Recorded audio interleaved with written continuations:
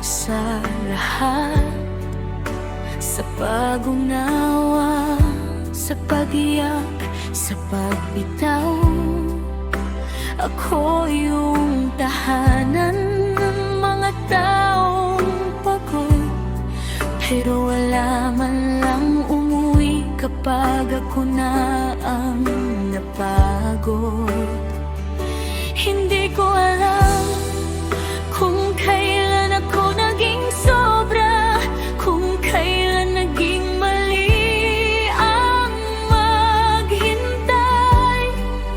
Pero bawat beses na pinili kong manatili, mas lalo lang akong nawala sa sarili ko palagi.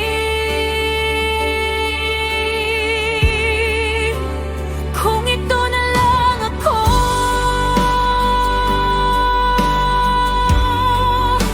yung laging nagmamahal pero hindi pinipili, yung handang masaktan basta ikaw ay manatili. Kahit saglit, kahit pahiram lang sa dilim. Kung ito na lang ako, bakit parang kasalanan ang magmahal lang ganito? Kung may Diyos mang nakikinig sa katahimikan, alam niya kung gaano ko sinubukang maging sapat. Hindi ako humiling ng sobra, pero bakit parang parusa ang magmahal ng tapat?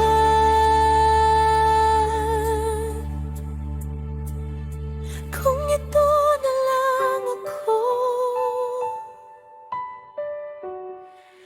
yung marunong magmahal pero hindi minahal pabalik, yung laging pinipiling umunawa kahit siya ang nasasawi. Kung may natira pa sa akin ngayong gabi,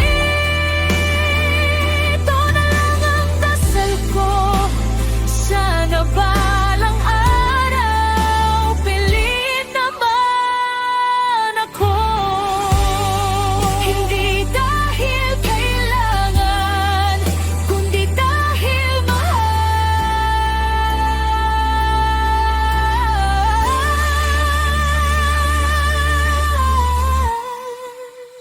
Kung ito na lang ako sa kwento ng mundo, sana dumating ang pahinang hindi na masakit. Kung hindi man ngayon, sana balang araw ako naman